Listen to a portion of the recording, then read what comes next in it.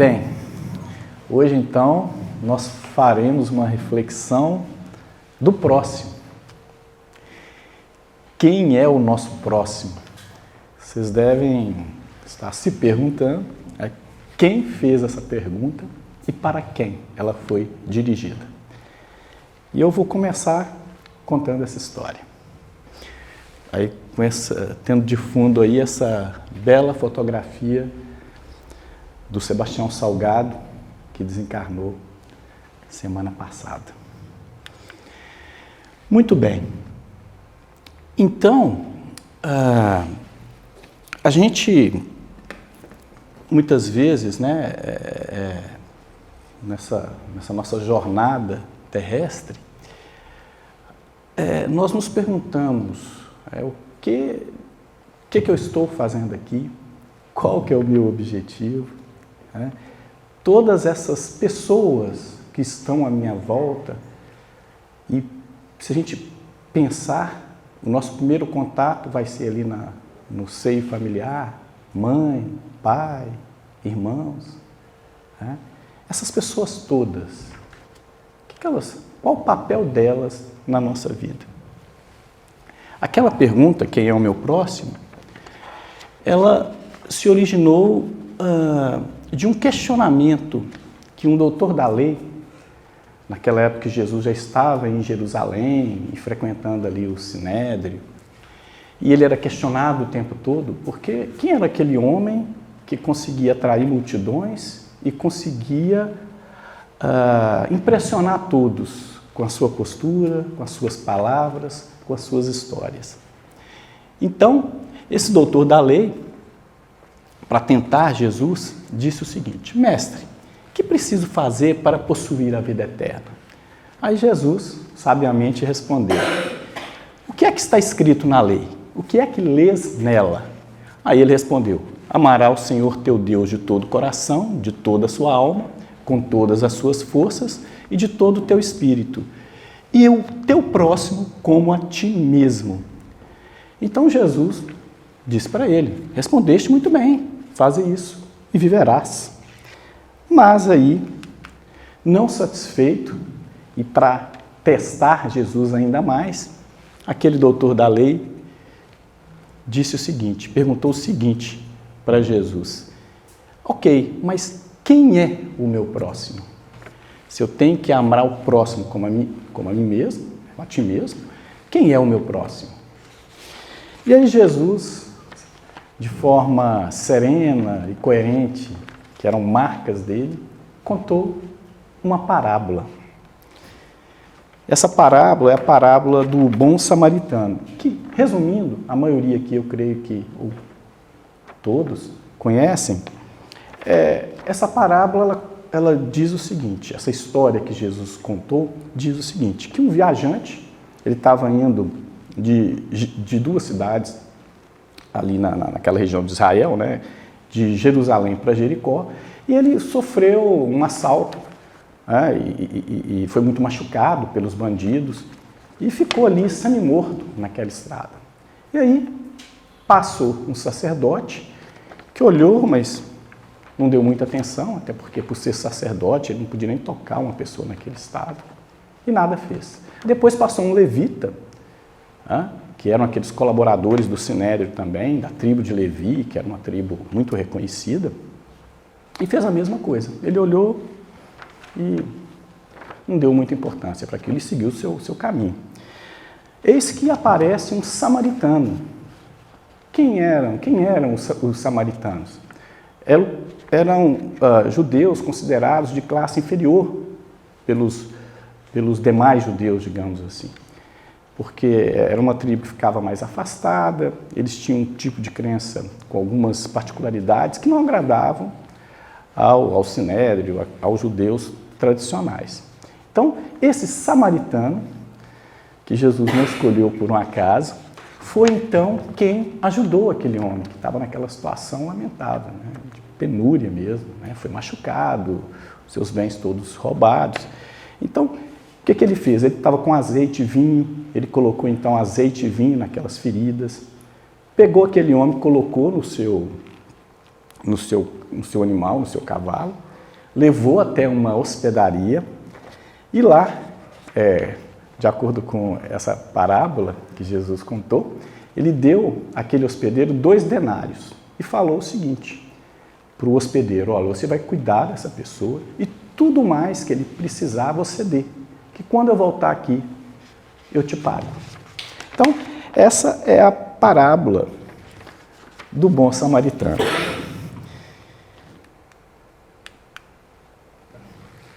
Aí, ao final da parábola, quando Jesus termina de contar essa história para o doutor da lei, Jesus fala para o homem: qual desses 3 te parece ter sido próximo daquele que cair em poder dos ladrões? Qual desses 3? O levita, o sacerdote ou o samaritano?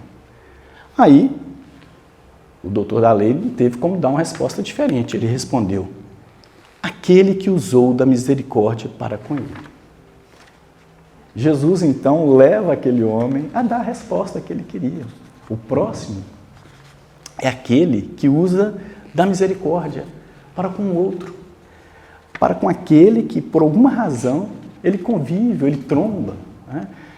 E quando a gente pensa no próximo, no primeiro momento a gente pensa nas pessoas com as quais nós convivemos, com familiares, pessoal do trabalho, mas o próximo muitas vezes pode ser alguém que você só vê uma vez na vida.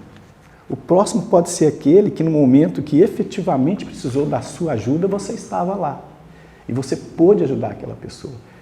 E para talvez nunca mais vê-la, e muitas vezes sem nem saber o nome dela.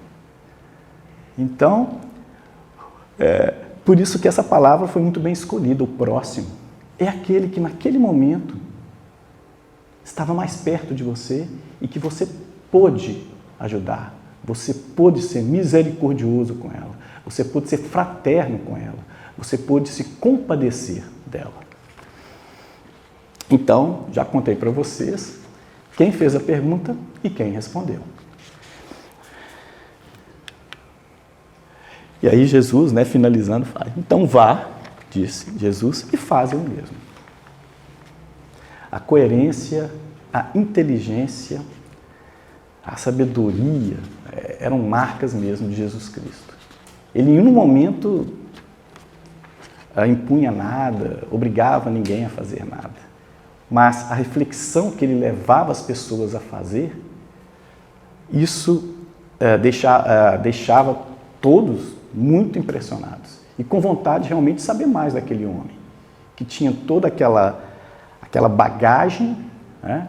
Um homem jovem, simples, né? Filho de um marceneiro, e que tinha toda aquela bagagem, aquelas informações tão preciosas. E as pessoas, mesmo as que não entendiam quem realmente ele era, se sentiam atraídas por ele, para ouvir a palavra dele, para aprender com ele.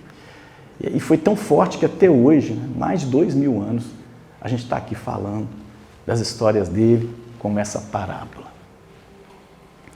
Bem, eu achei interessante trazer para vocês, claro, cada um vai ter uma interpretação dessa parábola. A gente pega a essência, mas cada um vai ter uma interpretação. Mas eu achei bem interessante uma interpretação feita por esse espírito que eu admiro muito, e quanto mais eu obtenho informações dele, mais eu o admiro, que é o Caibar de Souza Schutel. Ele foi um político, um farmacêutico prático, ele nasceu no Rio de Janeiro, mas depois foi passar a vida no interior de São Paulo. Ele defendeu com unhas e dentes o espiritismo, a doutrina espírita, ao ponto de fundar um centro espírita lá no interior de São Paulo. Mas também foi um prefeito, era um cargo, um nome diferente, mas um prefeito lá de Matão, em São Paulo, e era uma pessoa tão singular, tão especial, tão preocupada com o próximo, que muitas vezes ele acolheu pessoas necessitadas, pessoas que precisavam de ajuda dentro da sua própria casa, lá em Matão, em São Paulo. Então, esse é um espírito que tem muito a nos ensinar, e por isso eu trouxe essa interpretação que ele faz dessa parábola do bom samaritano, que eu vou ler rapidamente para vocês, só para a gente ter uma referência. É claro que cada um aqui, ao ler a parábola, vai fazer a sua interpretação. Então ele fala o seguinte, que o viajante ferido é a humanidade, saqueada de seus bens espirituais, da sua liberdade, pelos poderosos do mundo. O sacerdote e o levita, aqueles dois que ignoraram, né, o viajante ferido, são os líderes religiosos. Palavras do Caibar. O samaritano, que se aproximou e cuidou das feridas do viajante, né, deitou nelas azeite e vinho, seria Jesus Cristo. O azeite é o símbolo da fé, o combustível que deve arder nessa lâmpada da claridade para a vida eterna, a sua doutrina. O vinho é o suco da vida, é o espírito da sua palavra. Os 2 denários, lembra que o samaritano oferece para o hospedeiro? Esses 2 denários seriam para tratar o doente, são a caridade e a sabedoria. O hospedeiro representa os que receberam os seus ensinos. E os denários, né, aqui representado por esse ensino, para cuidarem do viajante ferido. E o mais, porque quando o samaritano fala, tudo que mais você fizer por ele, você será restituído. Na interpretação de Caibar, Schutel, seria, resume-se a abnegação nas vigílias, na paciência, na dedicação, cujos feitos serão todos recompensados. Por isso que ele fala, eu vou te restituir tudo que você fizer através dos denários. E a gente considerando aí os denários justamente essa vigília, essa paciência, essa disposição em ajudar. Essa interpretação do Schutel, que eu achei muito interessante trazer. É claro que cada um vai ter a sua própria. Mas ele realmente traz uma interpretação bem interessante. Bem,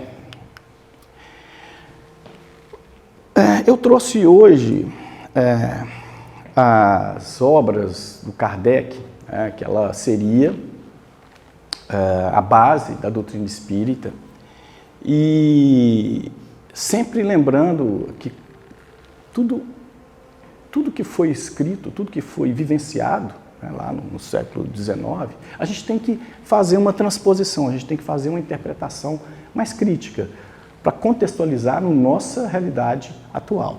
Mas sempre tem algo que a gente pode aproveitar e tirar dali conhecimentos, ensinamentos que vão nos ajudar, inclusive para entender a nossa jornada hoje. E o primeiro tema que eu achei interessante nós buscarmos, e que se refere, inclusive, ao próximo, é a humildade. Há uma pergunta, lá no Evangelho segundo o Espiritismo, que diz o seguinte, sem humildade, podeis ser caridosos com o vosso próximo? Se eu não for humilde, eu consigo ainda assim, ser caridoso com o próximo? E olha a resposta que nós temos. Não, pois que este sentimento nivela os homens, dizendo-lhes que todos são irmãos, que se devem auxiliar mutuamente e os induz ao bem. Nenhum de nós sabe tudo, nenhum de nós tem tudo. Então, o primeiro passo para efetivamente ser caridoso, ajudar alguém, ajudar o seu próximo, é sendo humilde. E quando eu falo humilde, é justamente nesse entendimento de que não sei tudo, não tenho tudo, ignoro muitas coisas. Então eu tenho que deixar o meu coração aberto para aprender. E meu coração aberto para ter condições de ajudar alguém. E fazendo aquela interpretação que eu disse para vocês que é interessante a gente contextualizar, lá no Evangelho segundo o Espiritismo, no capítulo 15, é dito assim, fora da caridade não há salvação. Moral de Jesus, bem-aventurança. Mas olha só que interessante, nós dissemos aqui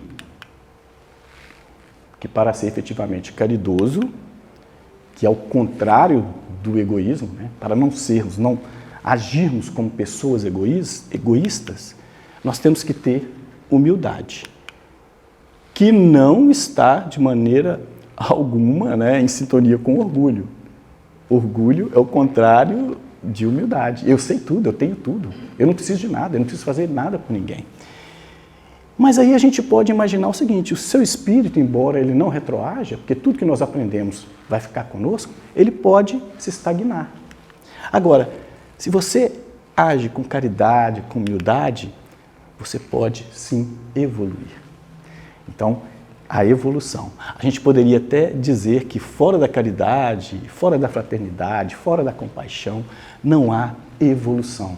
O nosso espírito, ele não vai se desenvolver se nós não trabalharmos essas virtudes. E eu sempre lembro de Francisco de Assis, que ele dizia que felicidade é o conjunto de virtudes acumuladas no coração.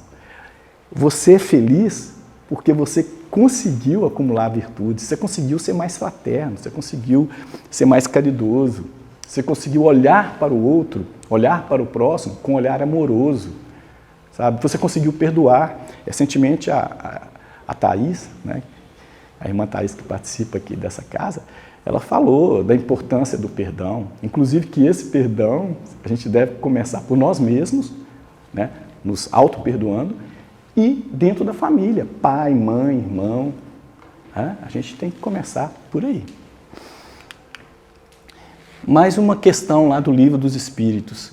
Qual seria o caráter do homem que praticasse a justiça em toda a sua pureza? O caráter do homem que praticasse a justiça em toda a sua pureza. O do verdadeiro justo, respondem os Espíritos. A exemplo de Jesus, porquanto praticaria também o amor do próximo e caridade, sem os quais não há verdadeira justiça.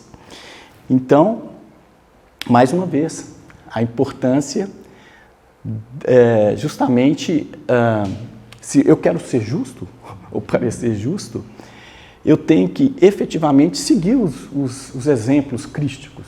Jesus deixou aí para a gente tantos exemplos, né? Ele trouxe uma mensagem tão mais leve do que a mensagem mosaica, que era pesada, era daquele Deus vingativo, aquele Deus que não perdoava. E ele trouxe essa leveza toda e muitas vezes nós não aproveitamos, né? A gente, às vezes, anda com verdadeiros encargos, né? Uma verdadeira carga, né? Negativa, sabe, de sentimentos ruins, né? Ao invés de perdoar, você sente raiva, ao invés de ajudar, você até dá um jeito de atrapalhar aquele ali que você poderia ajudar, né? Enfim, mais uma vez lembrando aqui da importância do amor do próximo. Mais uma pergunta, qual o verdadeiro sentido da palavra caridade, como a entendia Jesus? Benevolência para com todos, indulgência para as imperfeições, tolerância para com as imperfeições, porque ninguém é perfeito também. Perdão das ofensas. O amor e a caridade são um complemento da lei de justiça, pois amar o próximo é fazer-lhe todo o bem que nos seja possível e desejáramos nos fosse feito. Então, amar o próximo é fazer-lhe todo o bem que nos seja possível. Então, não adianta eu só dizer, eu amo, eu te amo. Você faz o bem para aquela pessoa? Às vezes, muitas vezes, pode ser melhor você se afastar de alguém se você percebe que não está fazendo bem àquela pessoa. E a gente tem muita dificuldade, porque tem a questão do apego, né? Nós nos apegamos, né? Mas quantas vezes nós vemos aí relações, eu estou falando de relações em todos os âmbitos, tá? Não estou falando só relação afetiva, de pessoas que vivem uma união matrimonial, não. Eu estou falando trabalho, né? Mesmo ali em família. Às vezes, é importante até você se afastar. Porque às vezes a sua presença naquele momento, naquele período específico, não está fazendo bem para aquela pessoa. E a gente tem que ter essa maturidade, a gente tem que ter essa percepção. Se a gente efetivamente ama e quer fazer todo o bem para o próximo. Mais uma pergunta, qual a mais meritória de todas as virtudes? A gente já até falou aqui que é a caridade, mas olha que interessante a resposta dos Espíritos. Toda virtude tem seu mérito próprio, porque todas indicam progresso na senda do bem. A virtude sempre que há resistência voluntária ao arrastamento dos maus pendores. Olha que interessante. Existe virtude sempre que há resistência voluntária ao arrastamento dos maus pendores. Vocês já repararam, tem até uma cena clássica, quando eles mostram a pessoa lá, em dúvida do que ela está fazendo, se ela vai, caminho que ela deve seguir, aí aparece um capetinho, aparece um anjinho, aparece um capetinho, um anjinho e tal. Quando você vence os maus pendores, quando você vence o mal, de alguma forma, você estará ali sendo virtuoso, você estará ali cultivando uma virtude. Isso não é um trabalho fácil, e é um trabalho diário, né? Quantas vezes a gente tem vontade de xingar mesmo, quantas vezes você tem vontade de fazer um mal para alguém, a verdade é essa. E aí, só que aí você tem que pensar, né? Não posso fazer isso, isso não vai ser bom para mim, isso não vai ser bom para a pessoa, mas sobretudo para mim. E isso parece muito, até engraçado, mas são fases, né? No início, pegando assim, de alguém que está evoluindo. No início você faz o mal efetivamente, depois você para de fazer o mal, mas continua pensando em fazer o mal. Aí depois você continua pensando em fazer o mal, mas já vem um pensamento na sequência, não, farei o bem, isso não está de acordo com o que eu acredito, com o que eu quero viver. E aí um belo dia você efetivamente faz o bem. Então é um processo e é um grande desafio. E se nós pararmos para pensar, nós como espíritos encarnados que estamos aqui para evoluir, para trabalhar todas essas virtudes, é o que a gente tem que fazer mesmo no dia a dia. E cada vez que você vence um mau pendor desse, você está crescendo, você está adquirindo virtudes. Então, continuando aqui, a sublimidade da virtude, porém, está no sacrifício do interesse pessoal pelo bem do próximo. Os políticos bem que podiam entender isso, né? Os políticos, principalmente aqui do Brasil. Sem pensamento oculto, a mais meritória é a que assenta na mais desinteressada caridade. Então não é só ser caridoso, tem que ser desinteressado.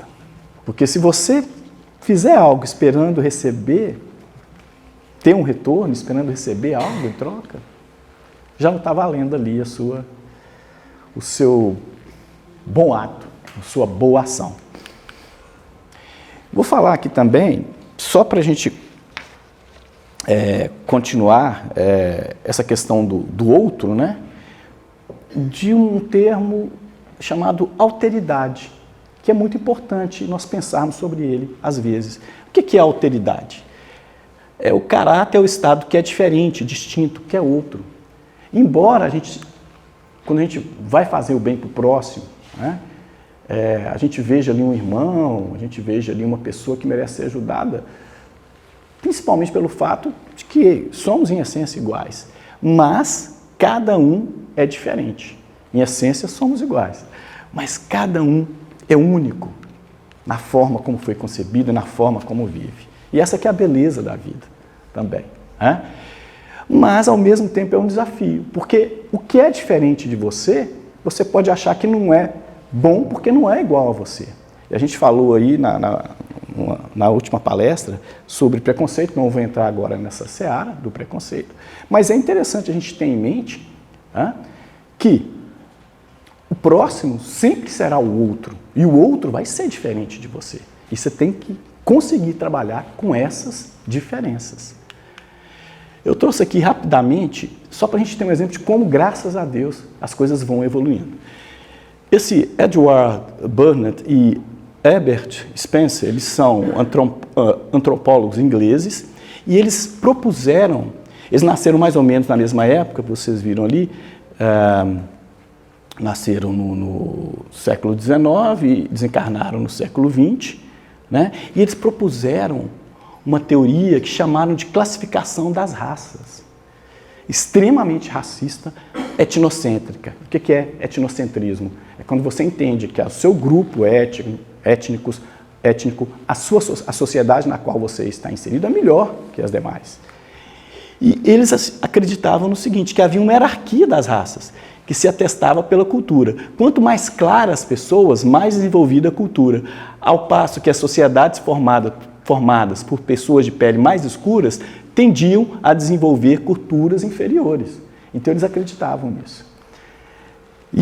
Mas é muito interessante, porque mais ou menos na mesma época, eu trouxe para vocês o Franz Boas e o Bronislaw Malinowski, polonês aí não falo, mas enfim.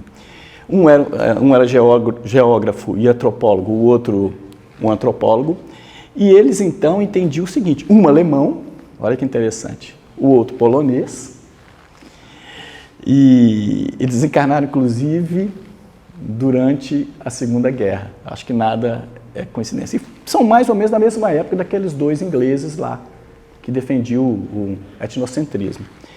Então, o Franz Boas, ele conseguiu enxergar a necessidade de desvincular raça de cultura. Para o pensador, entender uma sociedade significava entrar nela, aprender a sua língua, conviver com seus nativos e, sobretudo, deixar de lado os preconceitos e a visão da sua própria cultura. Então, eles criaram, propuseram uma teoria que ia totalmente de encontro a daqueles ingleses lá, felizmente, e na mesma época. O polonês também seguia a mesma linha e ele, inclusive, defendia também que deveria se passar muito tempo na sociedade em questão para, de fato, compreendê-la, né?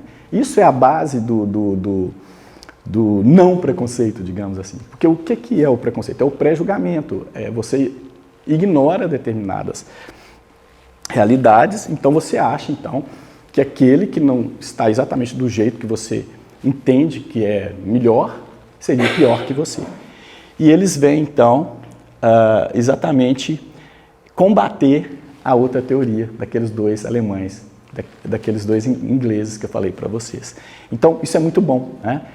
Tem uma ideia aqui, mas tem outra aqui, e a outra avança.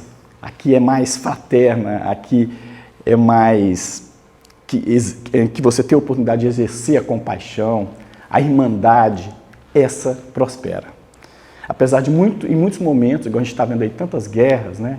Tanta coisa ruim acontecendo, tantas manifestações de racismo e de xenofobia, mas a gente tem a esperança, a gente sente que aquilo ali tudo vai ser superado, porque a mensagem crística, o entendimento que Jesus Cristo deixou para a gente espera que realmente prevaleça.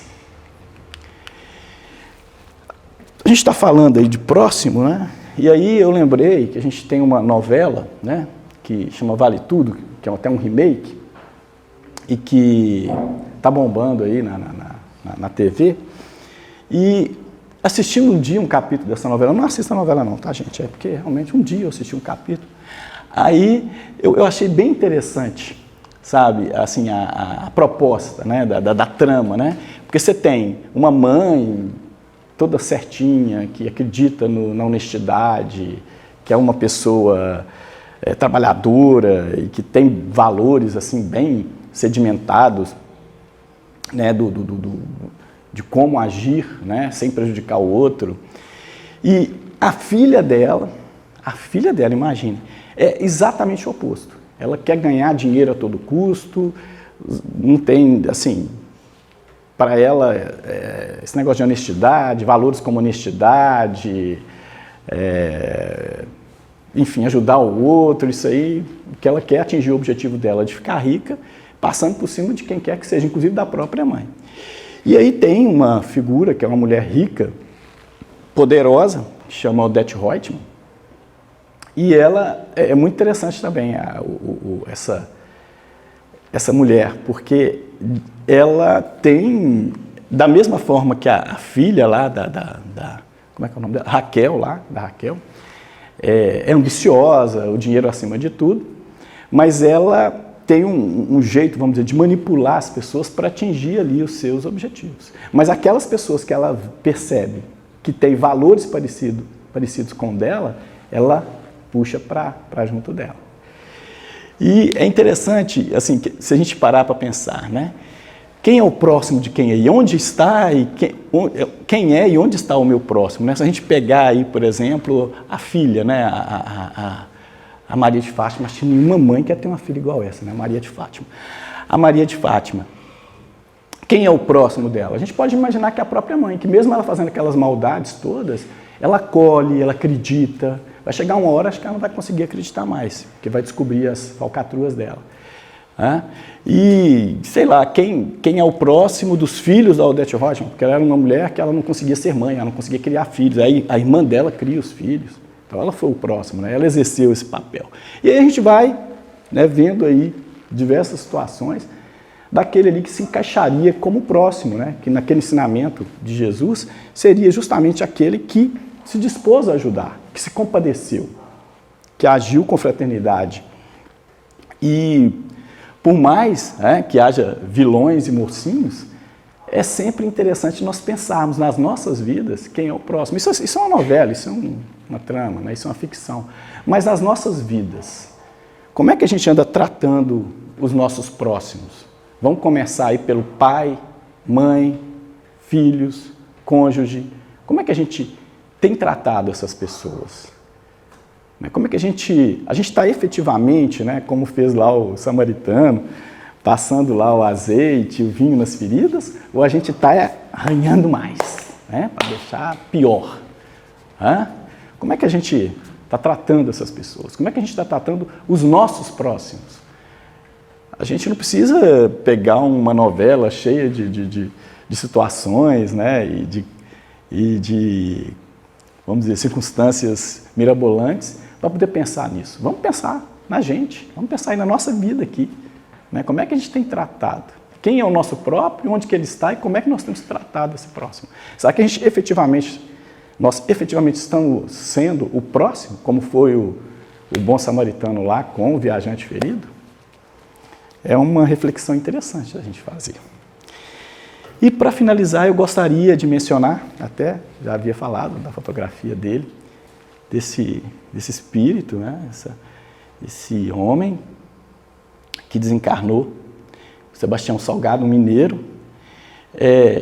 Eu diria que ele teve um olhar sensível ao próximo. Eu não sei se todos aqui conhecem a história dele, mas ele começou a fotografar por um acaso na África, e por circunstâncias várias, ele acabou registrando muito da miséria humana, do sofrimento, e ele até numa das últimas entrevistas dele esclareceu isso. Ele falou que isso foi tão presente, ele adorava fotografar, mas era tão sofrido ver, sabe, aquelas pessoas sendo oprimidas muitas vezes, situação de sofrimento, que ele falou, não, vou parar com isso.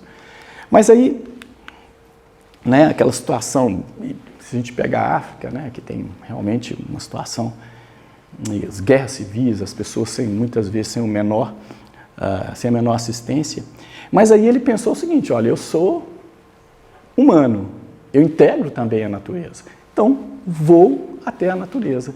E aí ele começa, isso, inclusive nesse trabalho dele, Gênesis, eu não sei se você já conhece esse trabalho, eu felizmente tenho um exemplar desse, que tem umas fotos assim que você viaja nas fotos, assim, é muito bonito. Aí ele começou a fotografar mesmo a natureza, né, os outros animais, né.